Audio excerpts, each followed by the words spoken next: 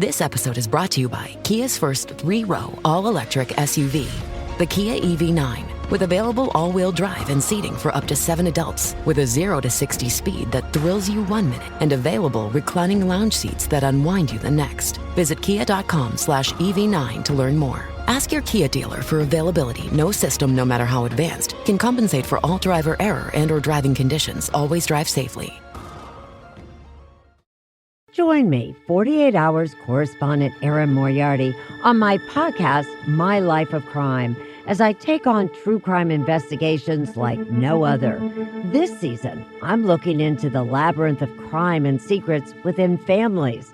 I'm cutting straight to the evidence and talking to the people directly involved, including investigators and the families of victims. Listen to My Life of Crime with Erin Moriarty wherever you get your podcasts. What a movie. I saw it at the time, and I remembered almost nothing from Really? the movie. Yeah. I didn't remember much, but I remember that I definitely saw it. Yeah. And it was right in my lane at the time and now. So, So I saw it when it came out in the movies. I loved it, and then it's been on HBO very recently. Actually, I was surprised that I had to go back and rent it to watch it. But every time I watch it, I laugh. Like, I don't understand. All right, well, how about this? Go ahead, let's intro the show, and then let me do my little preamble. All right. 1, 2, 3, 4, 5, 6, 7. I'm holding a mic in my hands, and now I'm talking all alone.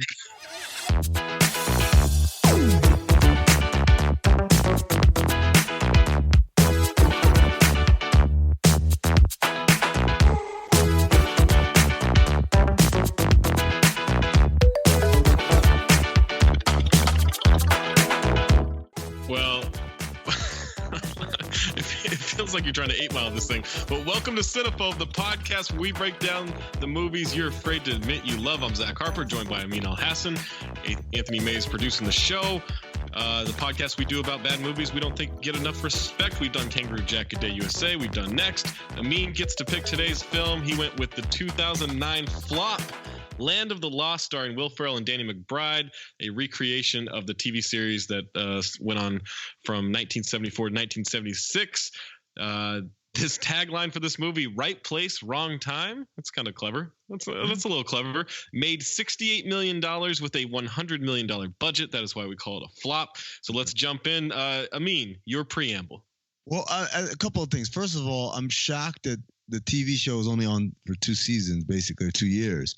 And I found there are a lot of like really strong cultural touchstone television shows that appeared in the 60s and 70s that really weren't on for that long when you look at it. So like a great example of that is Gilligan's Island. Younger listeners may not remember this, but when I was growing up, everybody watched Gilligan's Island, even though it was on syndication. It aired, I think, in the 60s, but it was in syndication. You know how many seasons of Gilligan's Island there were, Zach? I would guess 8 or 9. 3 seasons. What? Right? 3 seasons. They do 50-episode seasons? I feel like there are hundreds of episodes. There were a little less than 100 episodes. Wow. A little less than 100 episodes, but basically came out to about 3 seasons, right?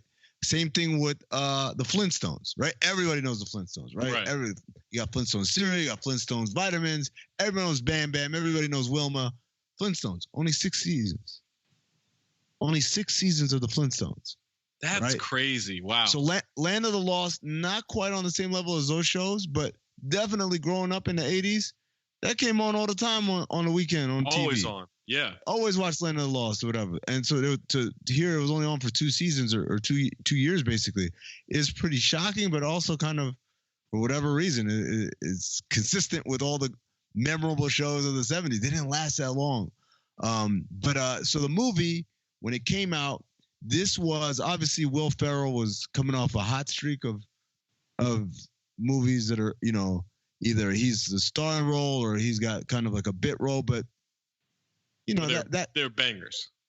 They're all bangers. And Danny McBride, this is right either in the middle or right after Eastbound and Down had just started, right? So he's on fire too. Like this idea of this character that he's one of those guys that plays the same character pretty much in every role, but it's a funny character, right?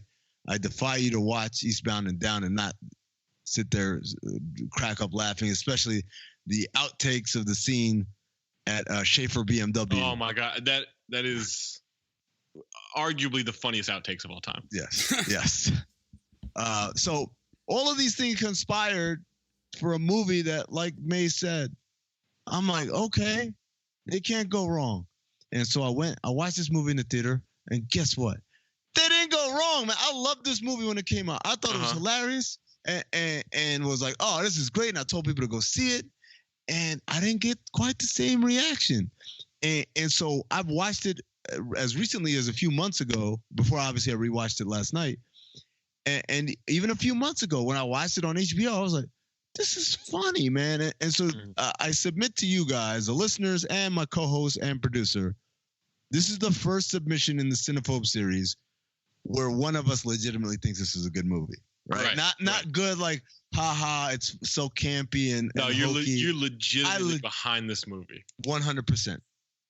All right, so let me get to the Rotten Tomatoes score. 26% on 188 reviews on Rotten Tomatoes from the critics. I saw that and I said, well, surely the audience has my back. Audience on 540,000 plus ratings have given it a 32%. Unbelievable. What are you guys watching? What are you people watching? So I would say this. I remember seeing it. I can't remember if I saw it in the theater, if I saw it on DVD or a movie channel or something, but I had seen the whole movie. I only remember one scene from the movie. And that was the bug scene. Where the blood sucked by some bug, right? And so that's the only thing I had remembered from that movie. Before we get into what we think about it, let's go to one of the reviews from Rotten Tomatoes. Of course, we will get to TonyMedley.com at some point, but that will be towards the end of the show. But that's a little gem we discovered last episode, and that's something we're going to keep with. So Tony Medley's not quite up yet, but Chris Bumbray of JoeBlow.com. And JoeBlow.com, I thought, all right, well, that's got to be just some dumb site. It's actually a legitimate site, it looks like. There are a lot of reviews on there. They do a lot of movies, a lot of stuff. But this is what Chris Medley does a lot of reviews too. Yeah, all right, that's true. But this one doesn't look like a GeoCities page. So this is what Chris Bumbray said. Ladies and gentlemen, this is it. This is the moment where Will Ferrell's shtick, already wearing thin after his last couple of films, officially got old. Land of the Lost is an absolutely atrocious excuse for a film and easily one of the worst I've seen this year. I think the big problem is that Ferrell simply is not cut out to headline this type of big budget event film. Someone like Ben Stiller is able to make Night at the Museum work due to the fact that he's able to occasionally bring real emotion to his characters and can play it straight if he has to. Ferrell, on the other hand, is impossible to take seriously. He's just too damn silly, and his constant mugging for the camera makes it impossible to accept him in an action-adventure setting, not to mention accept him as a love interest for the ravishing Ferrell, who is the woman in this movie. All in all, though, I really truly loathe this film. I'm sure the filmmakers were hoping this would be Ferrell's Bruce Almighty, but instead it's going to turn out to be his Evan Almighty. That's one of the worst things you could say. But he said hopefully he'll bounce back as well as Steve Carell did after that disaster, but only time will tell. Until then, avoid this at all costs unless you're an incredibly non-demanding 12-year-old or have the movie taste of one. Fuck you, Joe Blow. Wow. Wow. How dare you? A couple of familiar faces in this movie. A short little cameo from Bobby Thompson, who you will remember from Role Models. Hell yeah, dude. Well, he asked the question, do dinosaurs have boobies? Right. Anna Ferrell is the love interest in this, is the female. Is she a scientist? I guess explorer. She's a PhD student. So okay, PhD student. At Cambridge, though. Yeah, so, if you've seen the movie Limitless, you remember her from that. The reason I bring up Limitless is because there is an episode of The Office where they try to watch the movie Limitless, and someone asks, "Oh, is that the movie where they have no limits?" Which I just always remember when I hear that movie. And then Jorma Taccone is one of the guys from Lonely Island, plays Shaka, who is like a primate. Yes. All right, so I guess let's just get into this movie. Yeah. I get. Are you gonna hold your assessment? I'm trying to figure out what I should do here. So okay. Let me just address something from JoeBlow.com. That sounds like a real reputable site, right? So they're like, oh, human emotion and like, why? It's a silly movie of a campy television show. It's not action adventure. It's a comedy. And by the way, Night at the Museum, not that great. Not that good of a movie. Yeah. It did well, but it's not a good movie. I will say this. This movie came out after Stranger Than Fiction. Will Ferrell did a pretty good job holding down that one with a dramatic role, or I guess a less serious role. Or that wasn't a comedy. That movie wasn't a comedy. That's the one where like he kills it. People sleep on that movie. That's a great movie. So I don't agree with the assessment of like all this. Oh, he's been wearing thin. Like, no, I think Step Brothers came out before this. Blades of Glory, another big movie came out, and all those killed, and they still kill. So I don't agree with that part of the assessment in any way. This is Joe Blow character. Who is Joe? All right. Okay. So the movie opens with an astronaut who is on a world that isn't quite Earth. And he's radioing back to base, and they're not picking up anything. And then, basically through the reflection in his helmet, we see that he's about to get eaten by a dinosaur, right?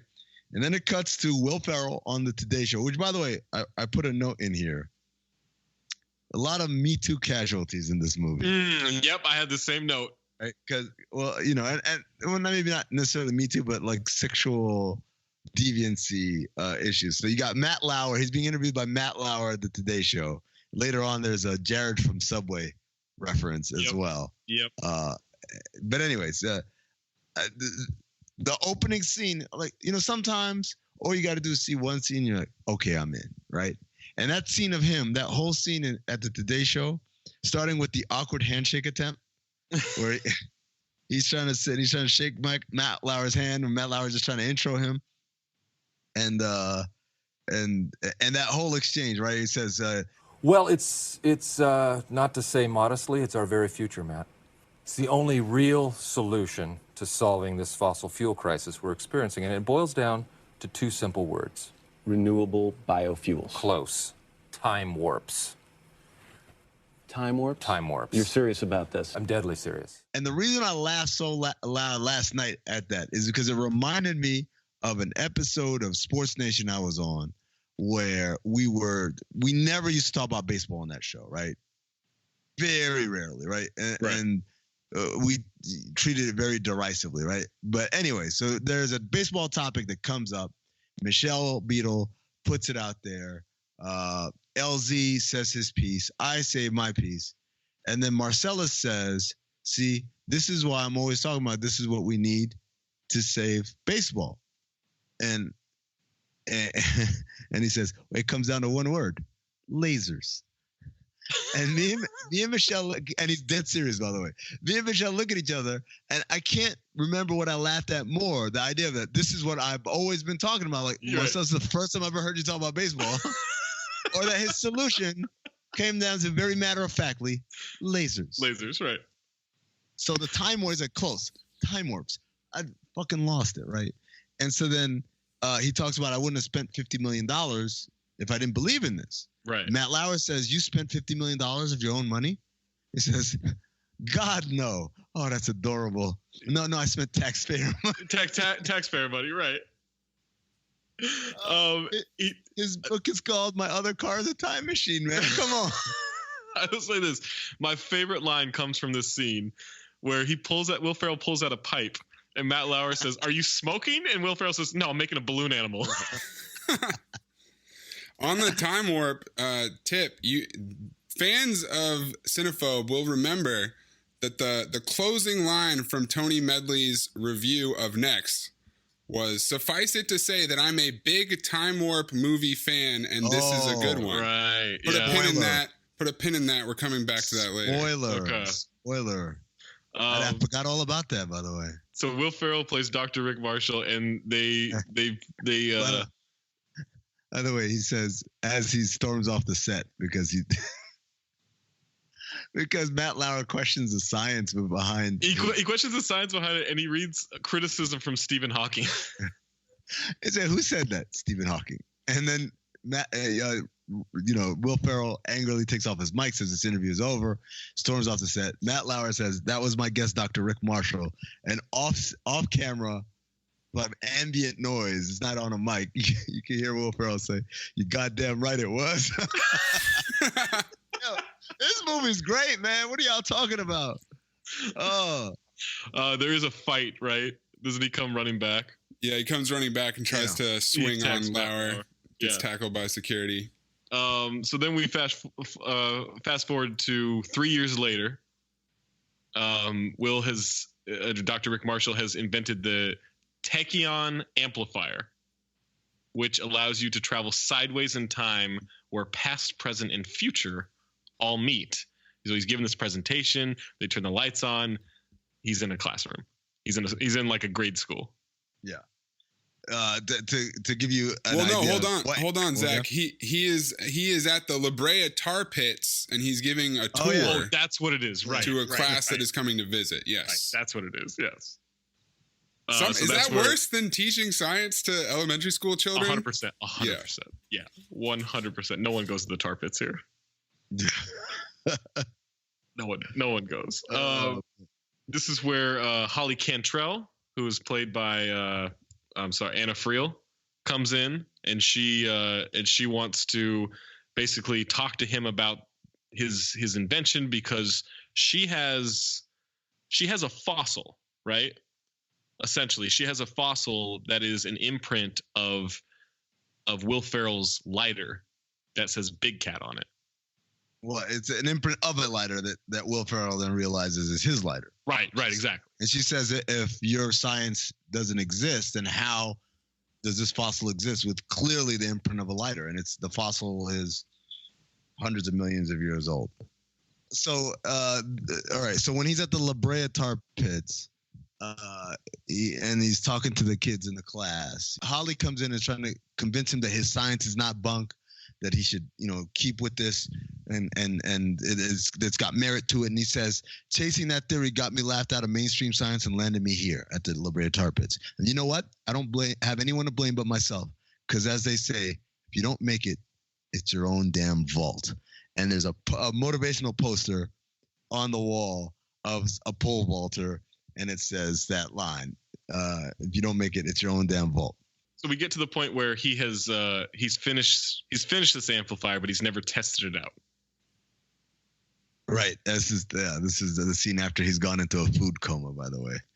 Oh yeah, that's how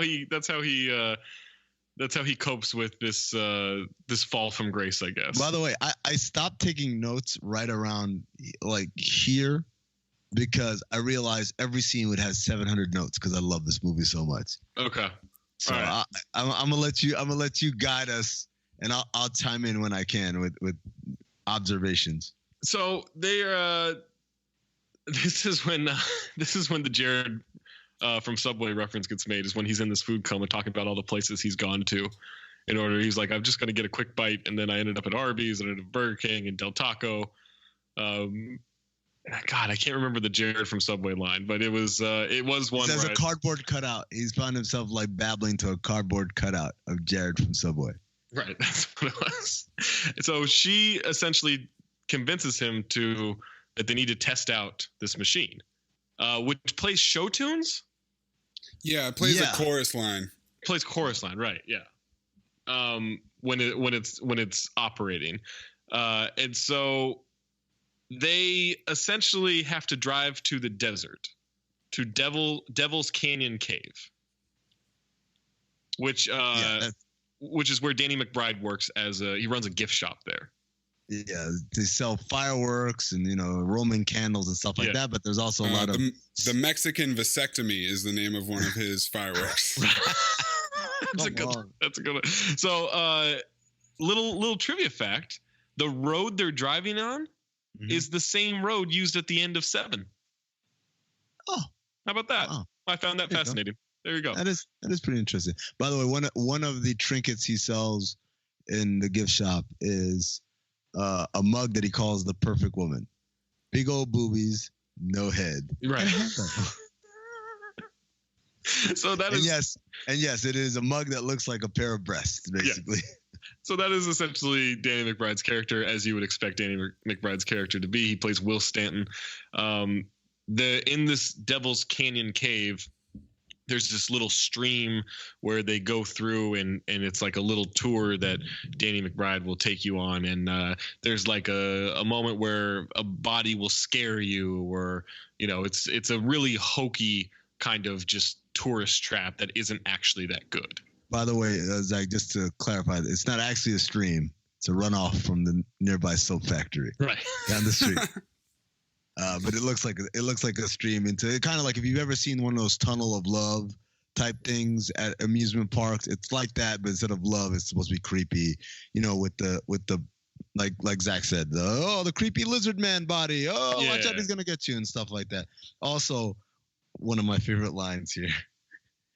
He tries to give them he tries to give them like a show, basically, like the legend says and all this kind of stuff, and they're not reacting, and he's really upset that they're not respecting the pageantry that he's bringing to the table. But one of the lines he says, "But be warned, you may get wet," as they're floating down this creek. To which Will Ferrell says, "What? May get wet? No, I need to know for a fact because we have some sensitive equipment, the tachyon amplifier. It can't get wet, it can't get water on or whatever." And he says, "Not you. I'm talking to Mary Poppins." This is after he announces his dream of opening a huge casino with two pyramids at opposite ends, and then he goes into an in-depth description of how he would punish his bride by sending her to the other pyramid. Vanishing her, yes. By the way, the pyramids, the dual pyramids, of course, look like nipples. Right. And he rubs them very gingerly on the tip. Okay, I get it. It's not highbrow humor, but it's just funny because it's the people and the way they deliver it, man. Their delivery is always on point. And you can tell that they're improvising here. Like, there's a lot of Will Ferrell and Danny McBride improv here, and those are two of the best. So, and especially together. What was this? There was a scene where they're going back and forth, and I was like, this has to be improv. Oh, I can't remember it now. I wish I'd written a note. There's a scene where they're literally going back and forth, and they just keep talking.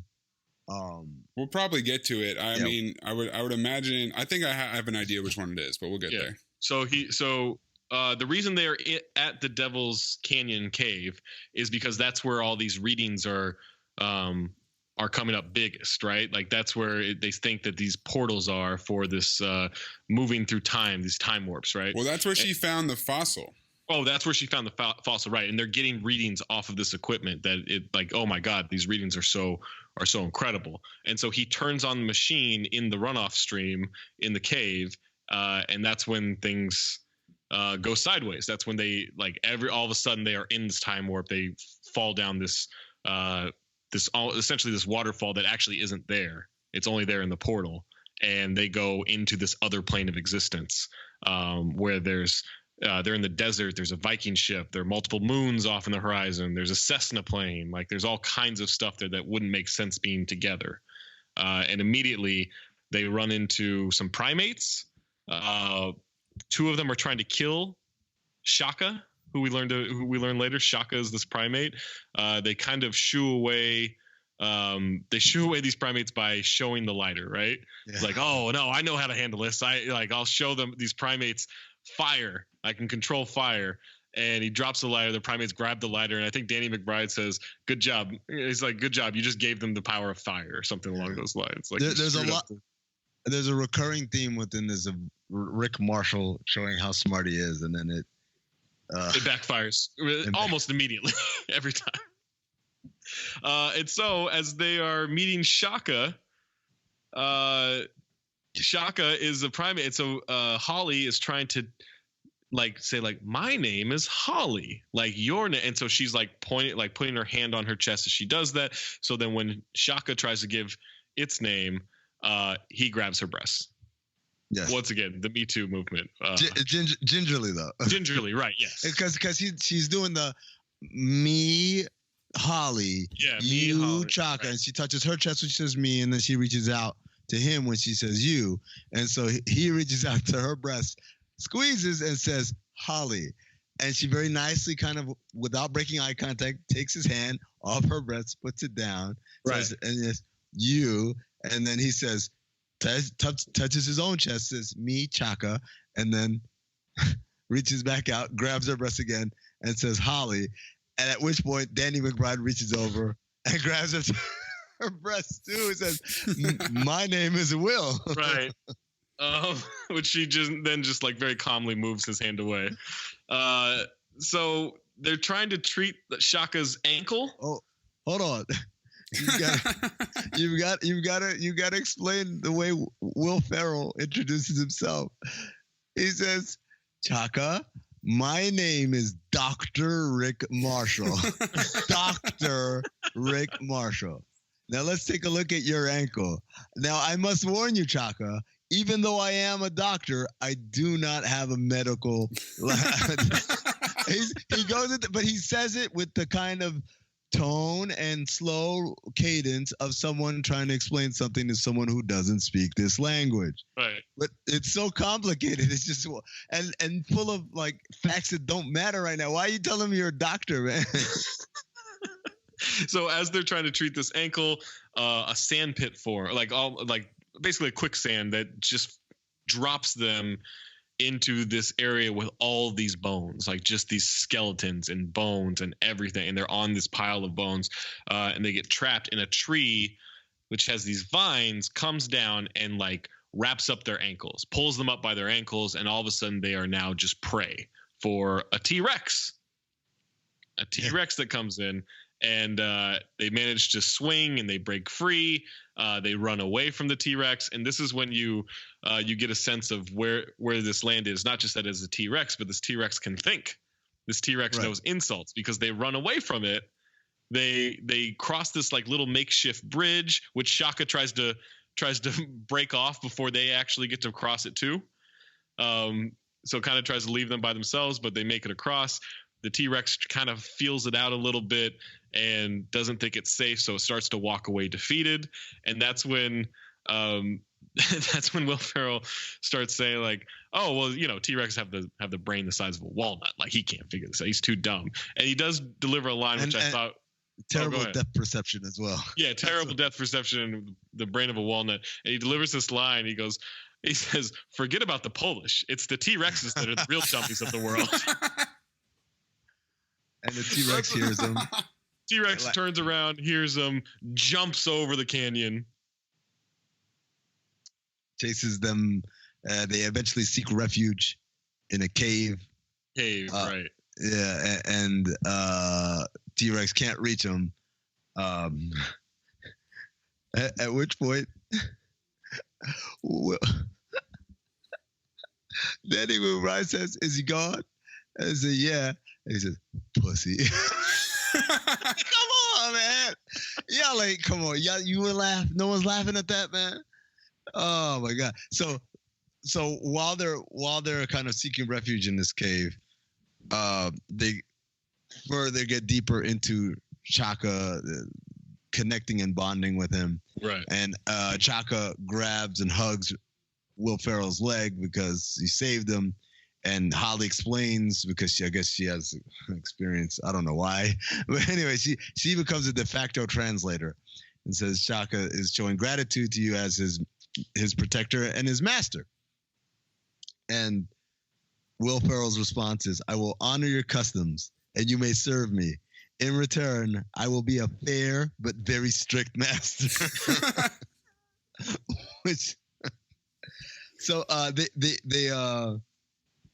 They are, while they're in the cave, they hear this like commotion outside, a rumble, and they come outside and they see this massive object. I mean, it's the size of probably a Fiat, right? Right. It's huge. Or a Mini Cooper. It's huge, right?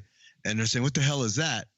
And Will Ferrell looks at it and he realizes it's a walnut. And off in the distance, you see the T-Rex just looking at him with this knowing glance. That's right, motherfucker.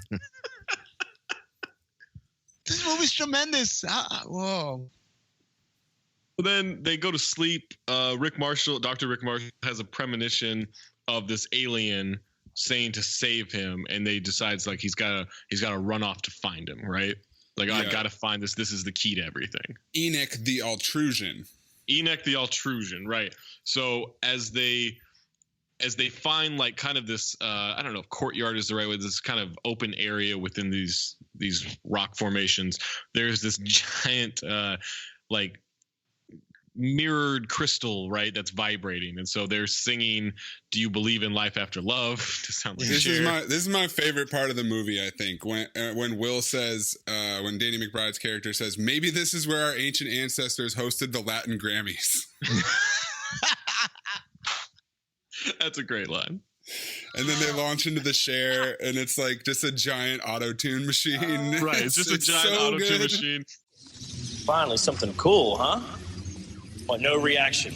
You guys have seen that before, too, I take it, huh? In your lab. What's this thing? Hey, maybe this is where our ancient ancestors hosted the Latin Grammys. Just picture Santana hauling this sucker home.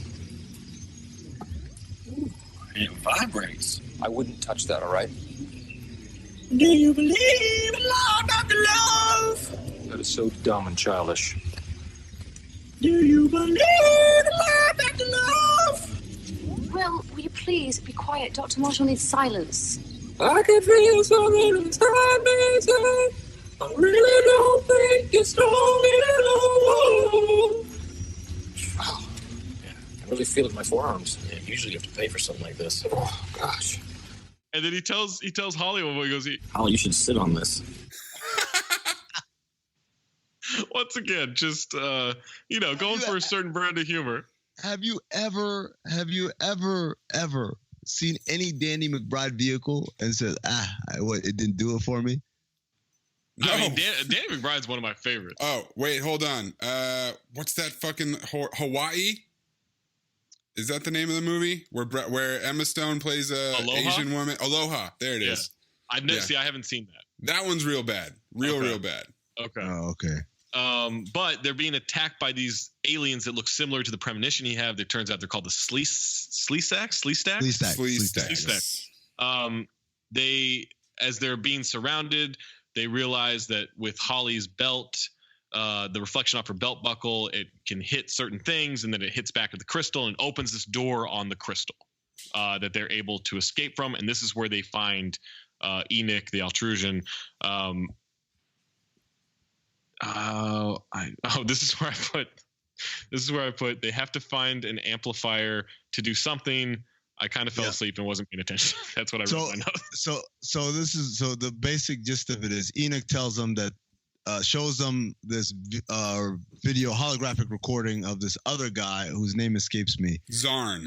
It says Zarn is this evil dude, and the Sleestak are his army, and he's searching for a portal to get to basically run every dimension. He wants to get to your dimension, and he wants to use his army of Sleestak that can reproduce very quickly and take over everywhere, basically. And so you have to help me stop him, and your tachyon amplifier basically is the only way to do that.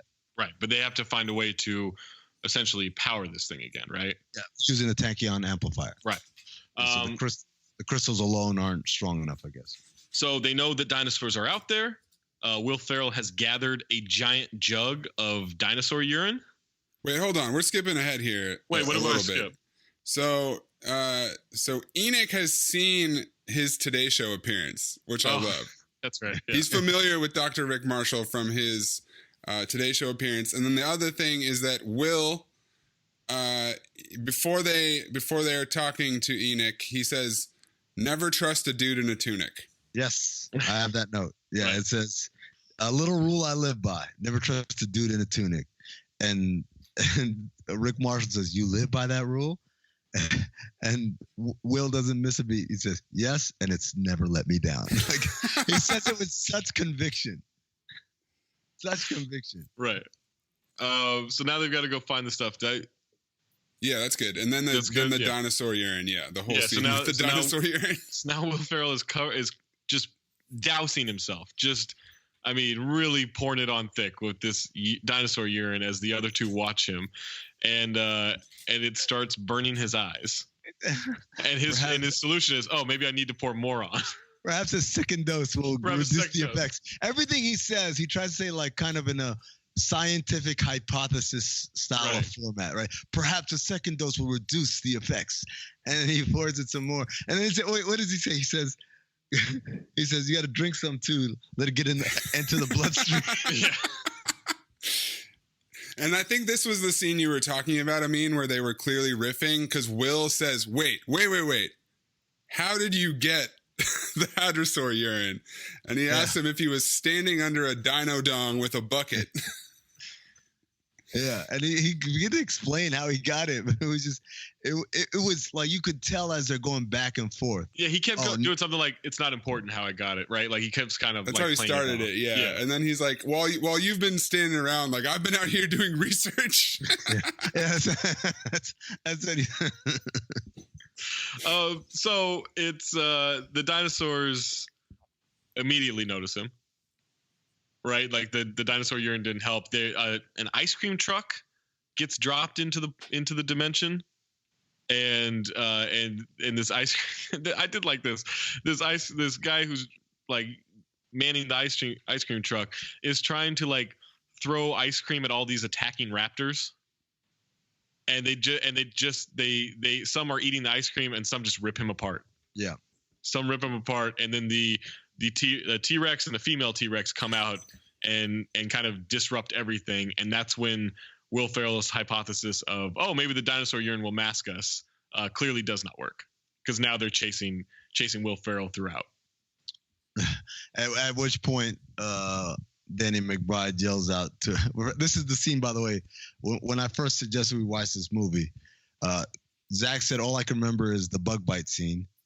And Mayes said, all I can remember is serpentine, right? Because Will Ferrell's solution to evading the dinosaurs that are chasing him is to run in a serpentine. Yeah, serpentine style. They can't track you. Yeah. Quick movements. He can't make adjustments. Like, again, everything is in a very pseudo-scientific syntax, right? He lacks the capability of making quick adjustments. But as he's doing this, Danny McBride is on a cliff like about 100, 200 yards away. He yells out, "Hey, Rick, don't you ever get tired of being wrong?" And to which he says, "Yes, I do. I'm so tired." So he's trying to evade. He acts there's like a random store. He jumps in a white Hummer limo that's playing Goodies by Sierra. Right, yeah, that's a nice touch. That gets destroyed. He hides as a mannequin in a storefront. The dinosaurs keep finding him, and then eventually he finds this canister of nitrogen and starts running towards Holly and Will Stanton, and they're near a catapult. And he's like, essentially man the catapult, like get the catapult ready. He runs, he gets the nitrogen onto the catapult. They fire it at I think it's the female dinosaur, the female Allosaurus. The Allosaurus, right? Yeah. And fires it at the Allosaurus. It swallows it, becomes completely frozen, explodes essentially, and they find the tachyon amplifier. Yes, so basically that dinosaur had eaten it. Then right when they see it, a pteranodon comes down, picks it up, and flies away. Right. Look at this nerd. Everyone else says it's a pterodactyl. It's one of the flying ones. You got to call it something else. What'd you call it? I wrote down pterodactyl. Pteranodon. Yeah. What's the difference? Dude, I don't know. It's not like I'm recognizing these dinosaurs. It's just like, this is what's in the description of the movie. You're like the kid from Jurassic Park. Excuse me. I mean, no, that's actually a pteranodon. You can tell by the plumage. I was like, when did Kevin Durant show up? Yeah, they're top locking the pterodon. Yeah. So now they've got to go chase down this pterodactyl to find the amplifier once again, and they set up camp. And this is where the scene that I'm familiar with comes in. This is a bug, like a giant mosquito, starts sucking the blood out of his neck. He gets very pale as he's singing a song and he's playing a guitar, a ukulele or something. Banjo, yeah, banjo. And then he's getting very pale, getting very tired, yawning a lot. And then all of a sudden you see that the bug is on his back and is gigantic. and is just sucking so much blood out of him. He falls back onto the bug. Blood splats everywhere. And then when he wakes up in the morning, he has this gigantic mosquito bite on his back that is like the size of a volleyball. Yes. And that's the only thing I remembered from my first viewing. I don't remember where exactly this line comes in, but Will is talking to, I think maybe Chaka about like moving closer to food. And he says that he has moved trace times to be closer to a Ruby Tuesdays. I'm telling you, that movie is full of so many goddamn funny lines, man. There's so many gems like that. And they're always kind of like throwaway lines. Like they're not. Absolutely. That's like what these dudes specialize in. Like just all the takes that they did where they probably are saying, you know, different random things. And then if you can always cut together a bunch of good jokes out of these two. All right, keep going. So now we're at they get the tachyon amplifier from the pterodactyl nest is at the top of a volcano. Whatever. It's at the top of a volcano, so they have to go. And it's basically playing the chorus line. God, I hope I get it. I hope I get it. God, I hope I really need this job. Yeah.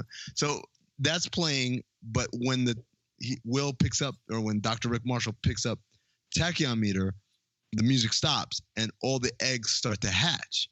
Right. And so they realize, oh, this was like a lullaby for them. So they all have to start singing from a chorus line.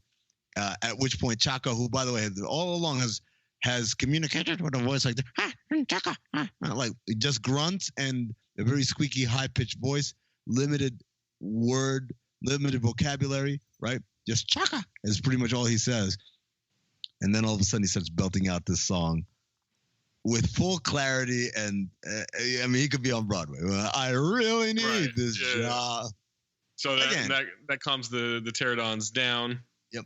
They get away from there, and they end up at this like motel pool that's out in the desert of this other dimension with all this random stuff that is for being there, and they find what is it? There's a tree nearby, and it's got like a fuzzy coconut, and Chaka goes and pulls down a fuzzy coconut, and he brings it to them. And then they both drink it. Will and Rick drink it. And then he starts describing what it's like to Anna Friel's character. And they realize that it's a psychedelic coconut, essentially. He's saying it's a celebratory drink in his village. Cheers! Yeah, and it brings a joyful lightness to the heart and soul. And that's when they drink it. And then she says, no, I'm sorry. It's not joyful lightness. A better translation would be howling loneliness. And then your bravery will be tested as your mind fogs, and the shadow hags will rise in the graves and hold you in an icy embrace, and it'll feel like your bowels are being pierced by a ghost serpent. Wait, it says, well, that can't be right. No, that can't be right. Chaka, and then Chaka speaks in his primate language, says, oh, no. Okay, he says it's not ghost serpent. It's much closer to zombie dick. And at which point, after they've already taken it, I believe it's Danny McBride who turns and says, I need you to be honest with me right now, okay? Are you a cop? Yeah. And Chaka says, Chaka. To which Danny McBride replies, that's not an answer, Chaka, that's your name. Seriously, by law, you have to tell me if you're a police officer. Are you wearing a wire? That's when you could tell he's really like freelancing here. He's really freestyling here. Like that whole thing seemed completely off the cuff. I mean, it's very possible there just isn't like dialogue written for this movie, and they just came up with everything on the spot. They're tripping out. They're laying out in the sun. They see a giant crab approaching them. The crab kind of falls into a hot spring and gets cooked immediately. I love that so much. that was so awesome. So now they have like this boiled lobster, this giant boiled crab that they can eat. And they all bond. Yeah, Chaka and Will and Rick all bond. While Holly goes off, right? Yeah, she goes off and she wanders out into the desert and she finds another portal. and inside she finds a egg that she takes, and then she discovers the truth about Enoch. Yeah, so Enoch is actually bad. Yes. So Enoch is bad. The Slee Stack kind of ambush them. Yeah, they grab Holly, and it's a pretty bad cutaway. There's one more quote. Will Ferrell is high off his ass. And he's talking to Chaka, and he tells him, "I owe you an apology, okay? I'm a guest in your land, a guest who came unannounced and uninvited, and I've treated you like a toilet. A toilet. I want to make it up to you because the love I feel for you, and I'm not exaggerating, is 1 billion times greater than the love for mankind that Jesus felt on the cross. You can take that to the bank." Some strong fuzzy coconut. Is it at this point too? Shaka describes the women of his people, like, right, as like just these horrific looking women, like they're nothing like them. Is that when this happens? I think it might be a little earlier. Yeah. He describes the women as very beautiful or whatever, but then we find out later that they don't look like Chaka at all. Right, exactly. And so the Slee Stack attack them. They grab her. They put her in this. They put her in this essentially like this cage, like this bird cage. Indiana Jones and the Temple of Doom style cage. Yeah, Dr. Evil brand above slowly lowering cage. Yeah. This is when they all come into the picture, and they're fighting the Slee Stack and knocking him into the lava. When Rick and Will come to rescue Holly, they announce to the people who have kept her captive that they're friends of Enoch, and they're here. They'll stop you guys or whatever. And Holly's trying to tell them, no, Enoch's actually bad. So the people who have kept Holly captive say, Enoch the Outrigger is a criminal. He's been banished or whatever. We even made him wear the tunic of shame. Right. Yeah. Will Ferrell jumps and starts swinging on the cage, knocking all these Slee Stacks into the lava. To save her, he gets in the cage. They knock everybody in. They get out. They jump off. Then that's when she kisses him, and he's like, "We could have been doing this the whole time." Holly kisses Will, Rick Marshall. Rick Marshall tells her to get out of here, and I'll meet you guys by the pylon. She says, "No, we're not leaving without you." And then he says, "Go." He starts talking to her like she's a dog. "Go, get out of here. I don't love you. Go." Throws a rock at her. Yeah, he kind of gives her the old Yeller treatment. Yeah, you're ugly. Yeah. So Will hands Rick a bag full of high-powered fireworks. And he says, this might come in handy. To which Rick Marshall says, there's literally a dozen situations where we could have used those. And he eyes down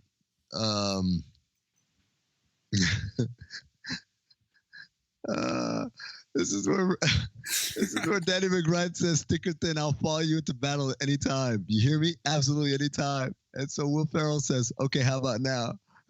Is it like right now? Honestly, I didn't expect you to call the favor in this soon. And then the T-Rex comes. Yes, Grumpy returns. And then it reminded me of Cersei walking away during Clegane because both Holly and Will just walk away in front of Grumpy because Grumpy only cares about Dr. Rick. Right, only cares about Dr. Rick. Only wants to settle the score with Dr. Rick. The Slee Stack are still coming at him, right? So essentially, as he's trying to fight the T-Rex, he goes back to the pole vaulting thing, and he pole vaults into the T-Rex, or he tries to pole vault over the T-Rex. And goes straight into the T-Rex's mouth, goes all the way down, into the stomach immediately. And now the T-Rex kind of walks away. The Slee Stack come out and they're attacking Holly and Wilston even more.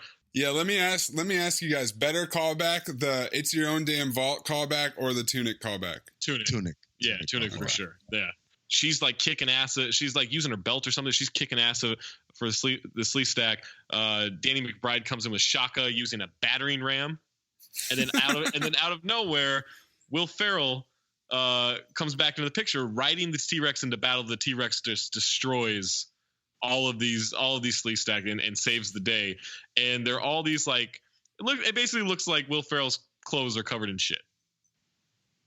Danny McBride sees him and says, "God, that's the coolest thing I've ever seen." Yeah. The only thing that would be cooler if he slid down Grumpy's tail just like Fred Flintstone used to do. And then Will Ferrell, and on cue he does it. And he's like, "Oh my God, I've lived. I have lived." And so they ask him, "Marshall, we thought you died." He says, "No, that was just a minor setback. Let's go home." Yeah, let's go home. They're like, "How did you get out?" He's like, "Oh, it's not important." And what has obviously happened is the T-Rex has shit out Will Ferrell, and according to Will Ferrell, that there was apparently some blockage in there that he was able to clear out. So now the T-Rex is no longer grumpy. He's in a much better mood now. And so now they Enoch comes back into the picture. Yeah, right? I mean, like at this point, like The we can T-Rex summarize it. takes They out the Sleestacks. They take out Enoch. They fight Enoch. And then Holly and Rick end up going back to their dimension. Right. While Will decides to stay with Shaka because his life doesn't really mean anything in the regular world. They kind of need him to he subdues Enoch as they're he able holds to him escape back. out the portal, right? Like not everyone can make it through the portal. Enoch's trying to get through the portal to take over, and he essentially sacrifices himself, says I'll stay, while he wrestles Enoch and keeps him from screwing everything up. And that's when as Will Stanton goes off with Shaka into this new land, this new home. That's when all the women that Shaka described as like, oh, not don't look anything like us, come out, and they're all hot women. Hot, super hot. Yeah, it's all super hot women. And they're fascinated with him. Yeah. Yes. And then he goes, "I made the right choice." And so we essentially end this movie on Rick Marshall is back on Matt Lauer's Today Show. And he gives Matt Lauer his book. So this is for you. I signed it.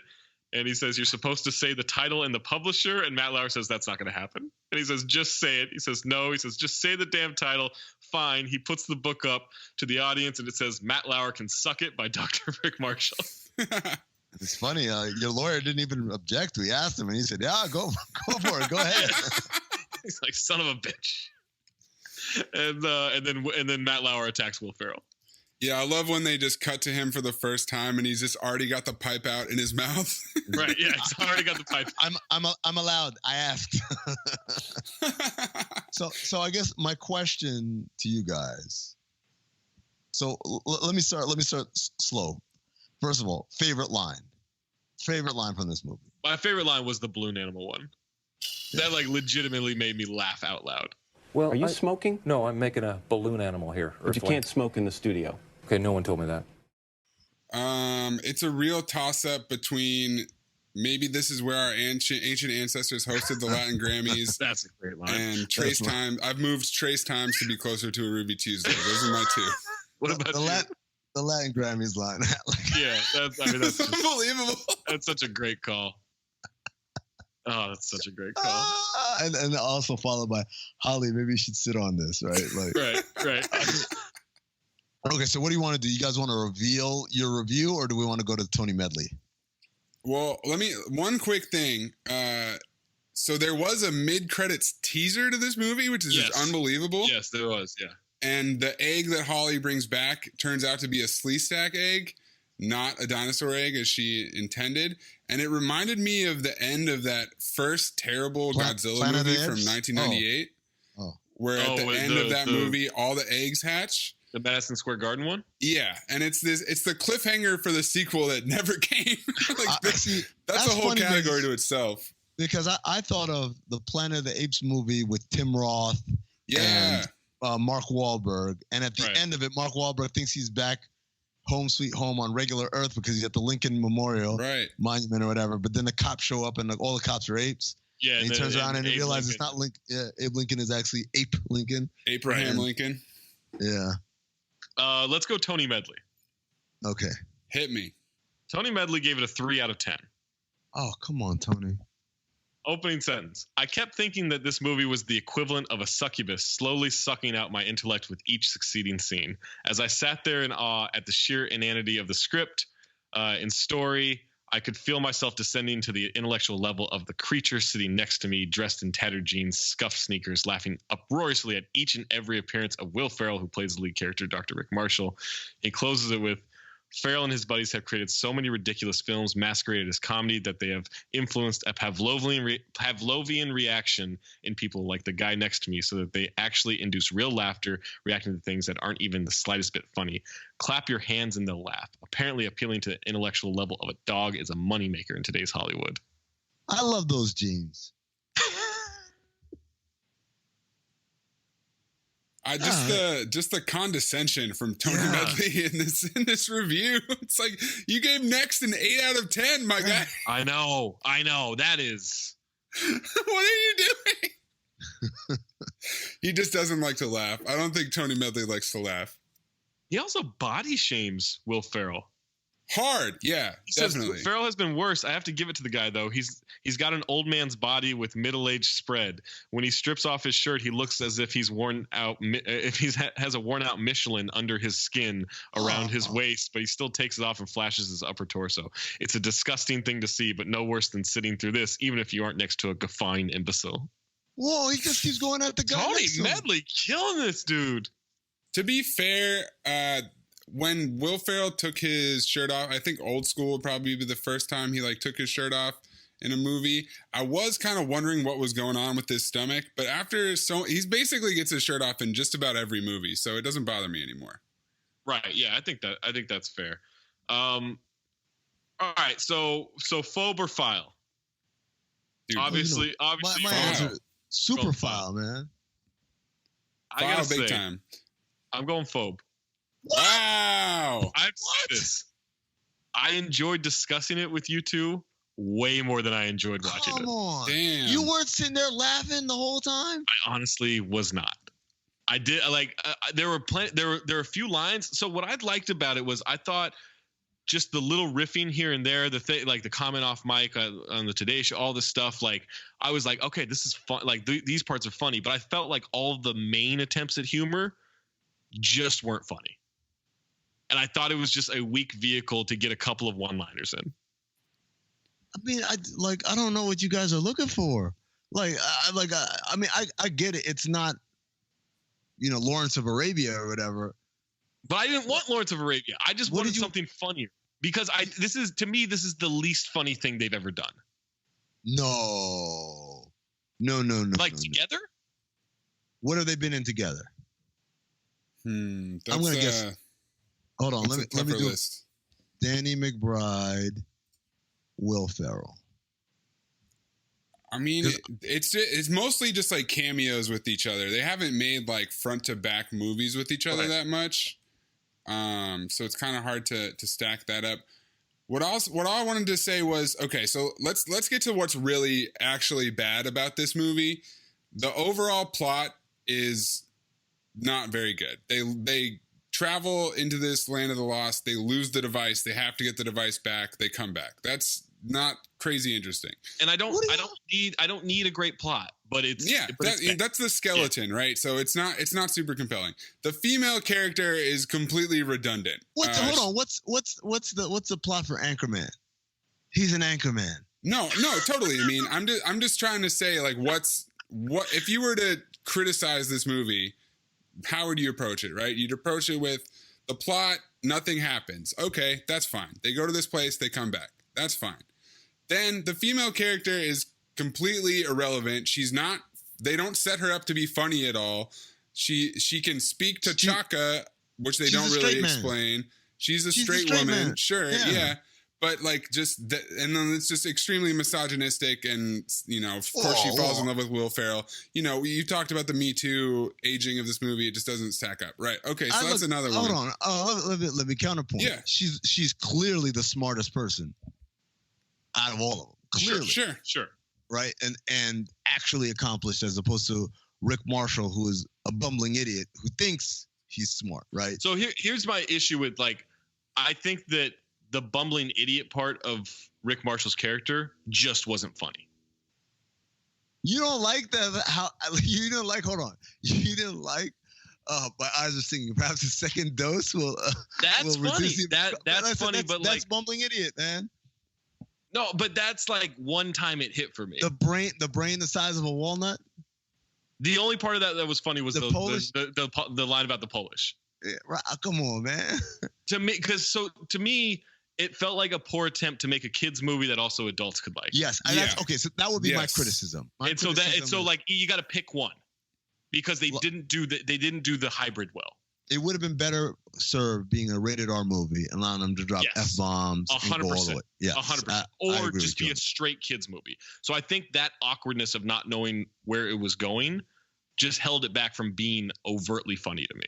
Okay, that's fair. Because I felt like there's a lot of times where I was like, oh, I just wish Danny McBride could just. See, yeah, I wanted more of him. I don't feel like we got nearly enough of him, and maybe that's because like movies like This Is the End, he is just. Like he steals every scene, right? So to me, this was like probably the least funny I had seen Danny McBride, and maybe the least funny from like a real comedic vehicle that I had seen Will Ferrell. So I think that's it. Like their standard. Okay. I can't because I tried doing a search for them together. It's not a lot of stuff. It's really not. It's like Eastbound and Down is like probably the most screen time they had together outside of this movie. So I'm looking up his filmography, Will Ferrell's filmography, right? Because I don't think this is. I think he's got way less funnier movies that he's got. Okay, let me go. Some of these you guys are probably gonna highly disagree with, but I don't give a shit. All right. Here we go. Superstar, not funny. You're going way back. I mean. Okay, like give me a year. Start with Anchorman. Starting with Anchorman? 2004 and after. Okay, all right. Let's see. Bewitched, not funny. Right. Yeah, that was his real bomb. Yes. Yeah, that's the biggest bomb he's ever had. Kicking and Screaming, I think, is hilarious. I like Kicking and Screaming. I didn't think it was funny. What? It's lower echelon, but it's a kids movie. It's underrated. That is so much funnier than this movie. Curious George, less funny. Blades of Glory, less funny. No, Blades of Glory. Blades of Glory is funnier. Blades of Glory was way less funny. Blades of Glory, that to me was over the top and too kind of trying too hard, right? Everything Must Go, less funny. That's not really supposed to be. That's kind of like Stranger Than Fiction. Those two. Okay, all right. The Campaign, less funny. I don't know. Anchorman 2, less funny. Anchorman 2 okay, yeah. Get Hard, less funny. Daddy's Home, less funny. Now you're in Wash Ferrell. Daddy's Home is funnier. No, it's not. I swear. No, it's not. It's not funnier. Yes. It's so corny. I think this movie kind of stacks up well with Semi-Pro, which is a movie he made like basically right before it. No, Semi-Pro is so much better, funnier. Now I will say Semi-Pro is much better, and now I'm concerned. Maze, do you not like Semi-Pro? No, it's one of the. I think Semi-Pro is like Land of the Lost in the sense that when it came out, it wasn't beloved, but that it grows on you over time. I think Semi-Pro is slightly better than Land of the Lost in terms of Ferrell. I think it's a lot. I actually think it's a lot better, and this is someone who likes Land of the Lost. I thought Semi-Pro was really funny. I thought Semi-Pro, that what killed it was very niche, right? So anyone who's in the basketball sphere gets it. Like, my God. I think I've told you this before, is that the first time I saw Semi-Pro, I didn't really like it. I didn't think it was that funny. The second time I was like, what the hell was wrong with me when I saw this the first time? This is hilarious. That's related. That's similar to how I felt. Yeah. But I think. Oh my. I haven't seen this movie, Holmes and Watson. I haven't either. I haven't either, but it is on, I think it's on Netflix. I think he's definitely past his prime, but like this movie came out pretty much in his prime, and he's cooking, man. Like him and Danny are cooking in this movie. Like at the very least, if you like both of those guys, this movie is worth your time to watch those two riff. I don't think it was enough. I gotta go phobe. I mean, the other point I wanted to make was like the slee stacks being like slow moving, and like a lot of the campiness that comes from this movie is probably a tribute to the TV show. It is, yeah. And so like while a lot of this movie isn't necessarily great and like the action is kind of weird, there's something off about it, I think it's also a very good tribute to the show, and that's what they were going for. So they weren't going for, dangerously sexy I don't stuff. care about that at all. Well, I mean, both of those guys said they grew up fans of that show. Right. Mm-hmm. And so that factors into obviously wanting to pay homage in the different ways. But like to me, you don't have to watch that show to watch that movie and laugh plenty of times. And that's ultimately that's when I go to a Will Ferrell movie, I'm looking. It's like this Holmes and Watson movie. I hadn't seen it. The tomato meter says 11%, and I'm just like, do that next. I mean, I'm willing to give it a go because my thing is this: like that movie. When I saw the trailer, I was like, oh, it's just Will Ferrell and John C. Reilly. Yeah. Acting like I'll watch them do stuff for 90 minutes. Yeah, Exactly. What if they were Sherlock Holmes and Watson? Of course, it just sounds so stupid and ridiculous. I have a feeling like critics are like, where was the plot? What kind of mystery is that? Like, no, it's not. The point isn't the mystery. The point is they're gonna have fun and kind of spoof the Robert Downey Jr. Sherlock Holmes movies that came out 10 years ago or so. So I'm interested in seeing that, to be honest with you guys.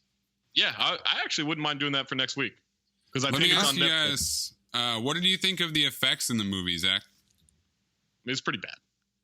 I thought it was all right. I thought it was kind of like campy. The only thing that looked good was the vibrating sphere as that opens. Because that's why it cost $100 million. That's crazy. That movie cost $100 million because it looks like it was done on a soundstage. Wow. All right. I thought it was all right. But I mean, what did you think of the effects? Again, like you guys didn't like the effects in Next. And I just thought like they were adequate for what they were trying to achieve. Right. Sure. And it's like if you're making Star Wars, the effects have to look good. If you're making Transformers, the effects have to look good. Like if you're making what is clearly a silly movie that is very much dialogue driven, all we need is just something that people know that's a dinosaur over there, right? It doesn't have to look like Jurassic Park, where you feel like, oh my God, this could actually be happening somewhere. Yeah, I didn't need the dinosaur to look great. Yeah, so I was fine with that. I liked it.